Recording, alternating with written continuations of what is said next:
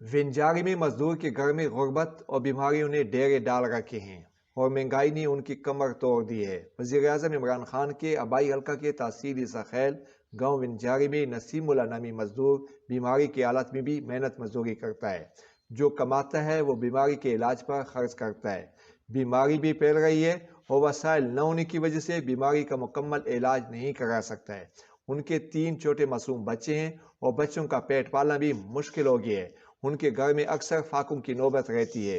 میں روڈ تے مزدوری کرنا، کٹے شڈے بھرے نا، میں غریب ہاں تے دوجا بیمار ہاں تے میں نکے نکے 3 بچے ہیں، انہوں نے گھر نہ میں خرچہ برداشت نہ کر سکنا، حکومت نے تے عوام واسطے میں ریکویسٹ ہے کہ میں امداد کیتی ونجے۔ بیمار مزدور نے وزیر اعظم عمران خان، وزیر اعلیٰ پنجاب عثمان بزدار، مقامی ایم پی اے ببلی خان، ڈپٹی کمشنر میاں والی اور مخیر حضرات سے علاج کرانے اور مالی مدد کی اپیل کی ہے۔ کیمرہ ٹیم کے ساتھ خالد خان، کالا باغ۔